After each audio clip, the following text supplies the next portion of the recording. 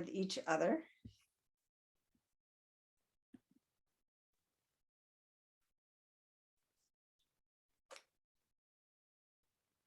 So I want to share with you something that happened last week that taught me a lot about equanimity. I was on the phone with my brother just the other day, and we're having a nice conversation. We were catching up, nothing unusual, nothing heated. And then he made a comment, and it wasn't directly political, but it was on the edges. And it was kind of how he was understanding what he saw around him. And before I knew it, I had totally reacted. My voice rose, I cut him off. And basically I said, you have to see it this way. This is the right way, right? All of a sudden I felt like I was right and he was wrong. I was triggered in a way that really siblings can trigger us. And I caught myself after a few moments, but yikes, I was totally thrown off balance. And I found it incredibly humbling. I didn't have much equanimity, and I saw and felt that so clearly. And when I look back on it, I think, in a way, this is when we really learn the most. It's in those moments when we're really not equanimous, when we're knocked off balance. And they're so obvious, and they create so many waves. And the waves are in the world outside, but they're also inside us. I could feel it inside. It was a tightening. And it continued to be painful as I thought back on it. I found it really hard to let go of. My mind kept returning, I should have said this, I should have done this. And so in those moments, it's pretty clear to me what not having equanimity feels like. And that feels like a really good starting point. But really, truthfully, I'm not that clear what it's a hard word to say, what equanimity really means as a practice and what it really feels like what it feels like in my body in a deeper kind of knowing way. Everyone says that equanimity is one of the most sublime emotions of practice. It leads to radiance and warmth. It's the ground for wisdom and freedom. So it's, it seems a worthy thing to explore. And last week, David spoke about how equanimity shows up on a lot of the Buddha's lists. But what I want to focus on, what's most important for us, is that it's one of the Brahma Viharas. It's a heart practice. And for me, that's been a little bit of a koan. It's a puzzle that's been a part of my practice recently. How does equanimity relate to my heart? How does it feel in my heart? It implies balance to me, being able to see various perspectives. And what comes to my mind are the scales of justice, right? Where everything's equal and everything's fair. But that feels really intellectual to me. It's much more in my head and not in my heart. Michelle McDonald, who's a Dharma teacher, she sometimes speaks of equanimity having a sense of coolness to it. With metta and compassion and joy, there's a sense of warmth and friendliness and welcome that's fairly easy to access. And there's a moving towards in that. So equanimity is also engaged. There's also connection. But it's not leaning forward in the same way as the other Brahma Viharas. there's a little bit more of a settling back. And it's a settling back so we can see the whole of a situation. And that's the piece that provides the sense of coolness. It's engaged and cool. And so I've worked with that, I've played with that, and it makes some sense to me, but I still can't really feel it. The problem is that it's really easy, at least for me, in the settling back, to actually have my heart detach a bit. Cool, calm, and collected is how I imagine it. And that's a slippery slope. It can get a bit too cool and fall into either a suppression of feelings or an indifference, which is the near enemy of equanimity. So I'm continuing to try to look a little deeper, which is just what the Buddha suggested. Find out for yourself.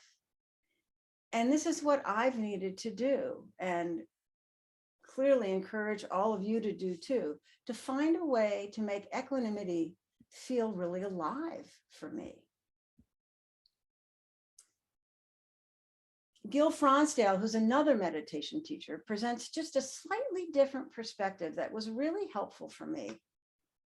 He speaks of equanimity in two ways, and it's based on two Pali words that both translate as equanimity. The first is upekkha, that sense of looking over, seeing the big picture, right? Stepping back just a bit to see all perspectives.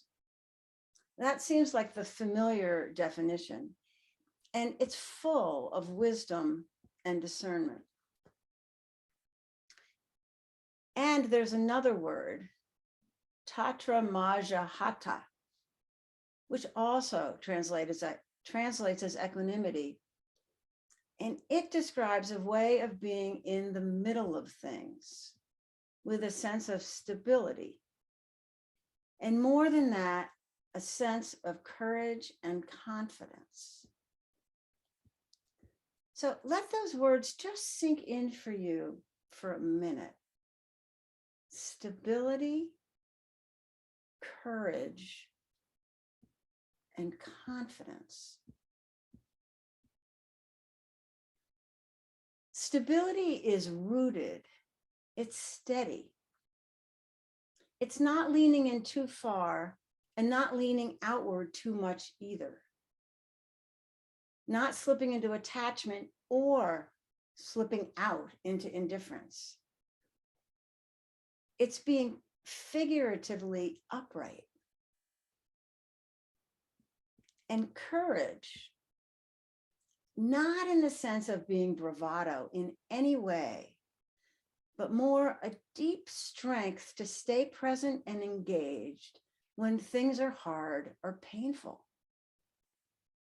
Courage allows us to make the uncomfortable comfortable, which is one of the ways that equanimity is described.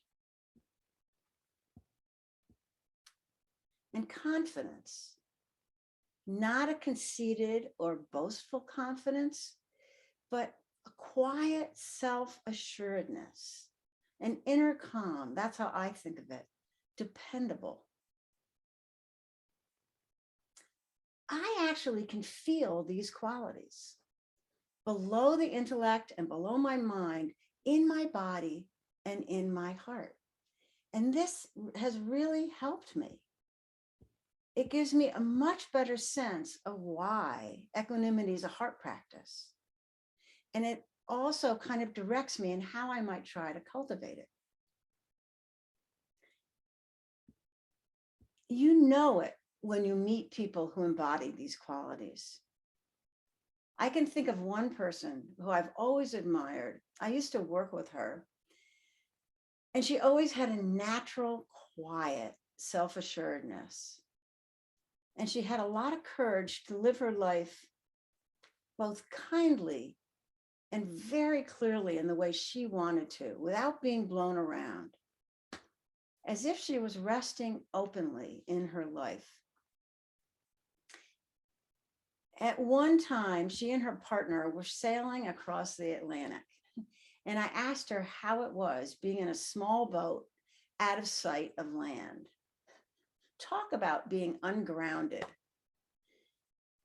And she said it was really hard for her partner, especially when they had days with no wind. And so she had to be balanced. She had to be steady and confident.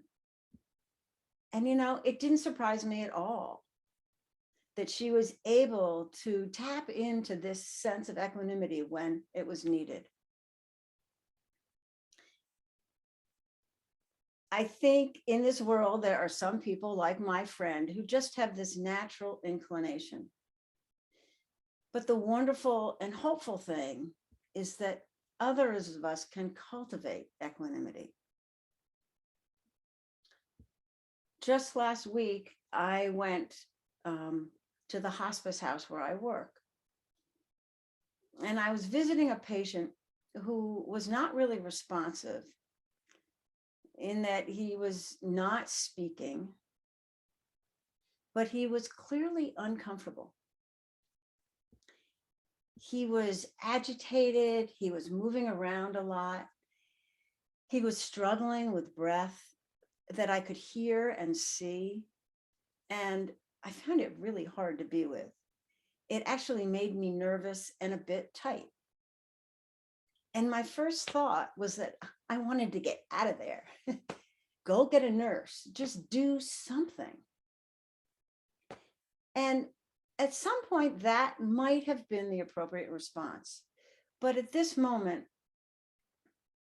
it became clear to me that it was really a way to escape what was uncomfortable for me. So instead, I took a breath.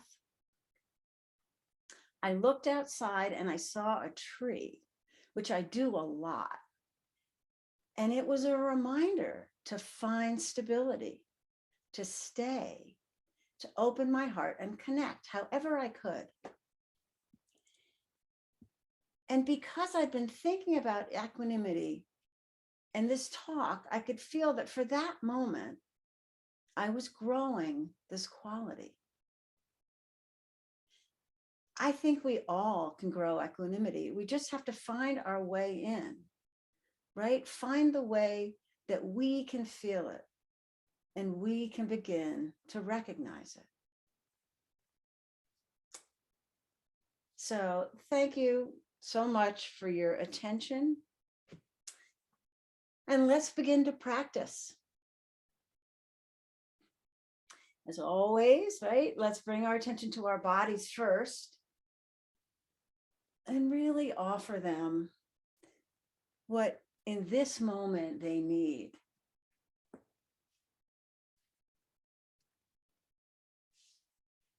So that they can feel relaxed and open and present.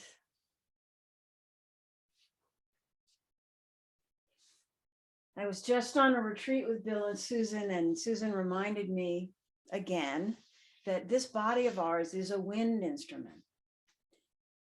And so we're trying to open it in a way so that our breath can move in and out easily and with ease. And that will help to service our whole practice.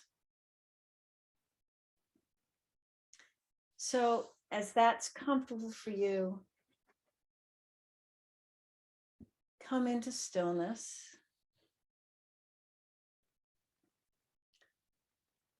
Find a posture that is alert, that's upright, not leaning in, not slipping out.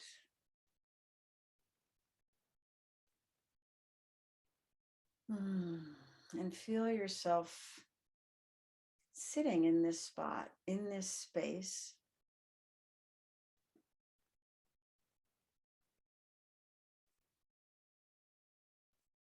Maybe your buttocks or your feet are touchstones for you that help ground you.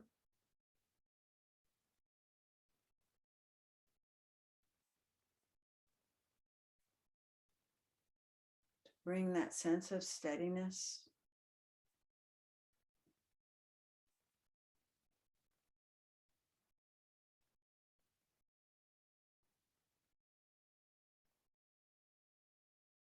And perhaps a couple deep exhales that just encourage your body, the tensions in your body, to let go that little bit more, to settle.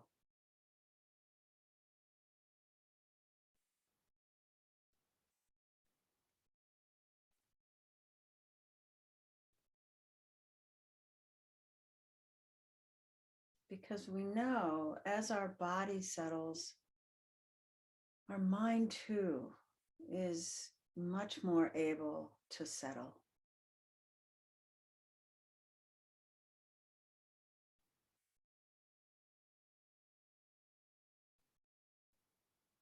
Able to rest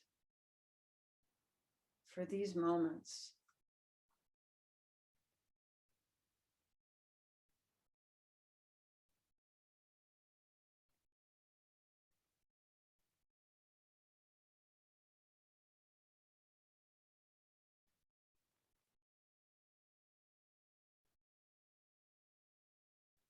And gently inviting your attention into your inner world, your inner landscape.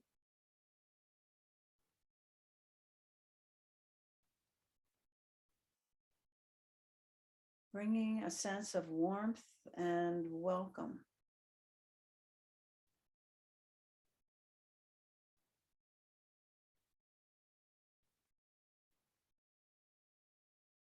As if you're settling in to do something you really enjoy and you're really interested in.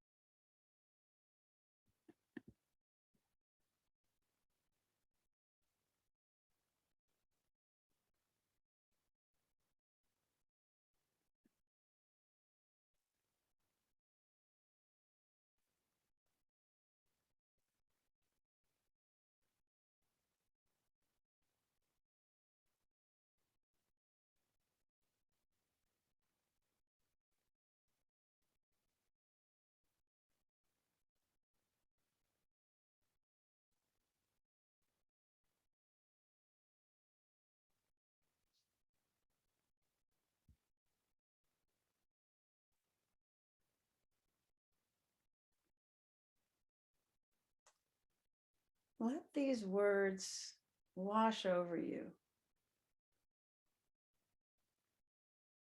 and see if you feel them in any way.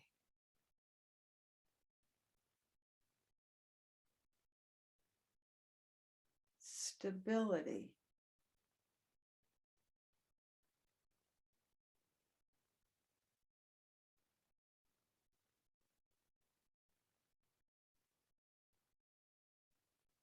courage,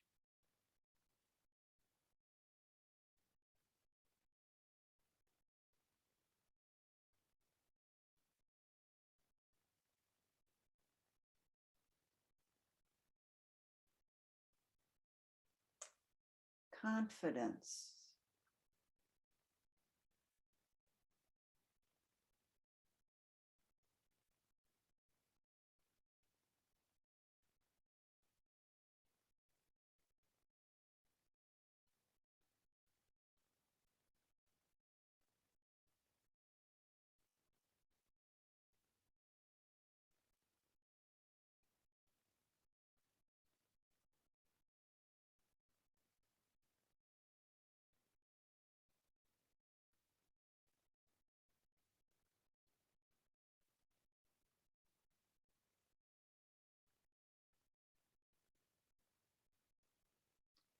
Might those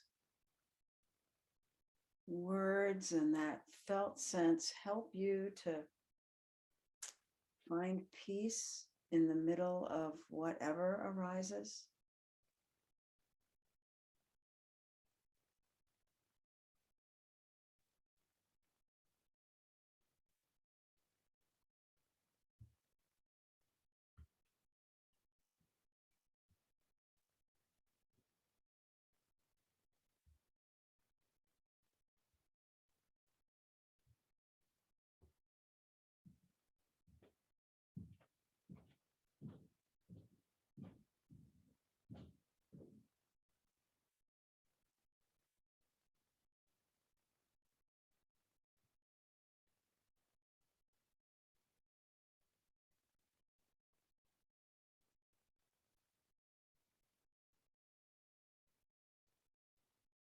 And if those words don't resonate for you,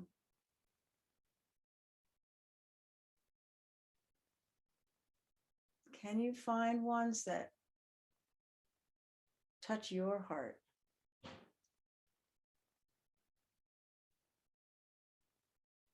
that encourage you to welcome everything?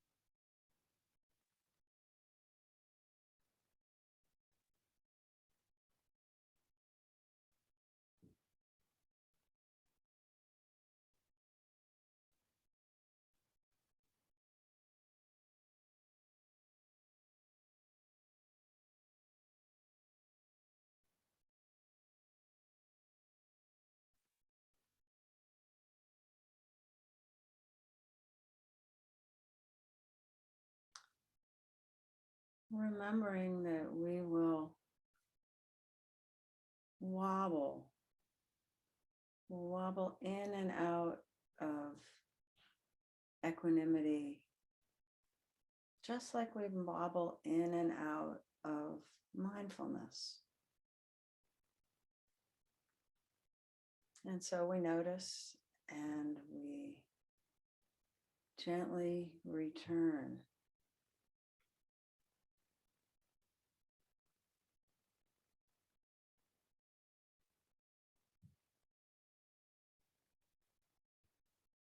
Resting back into our bodies and what is present for us, body and mind and heart.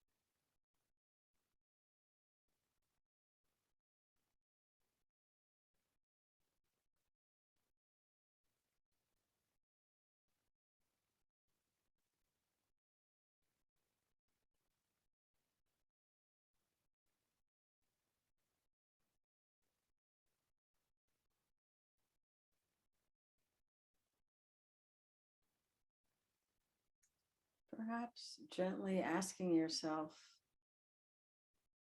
if your heart feels engaged in this moment in your practice, or if it's slipped off into something that's a bit dry. And if so, can you bring a little bit more warmth back, friendliness?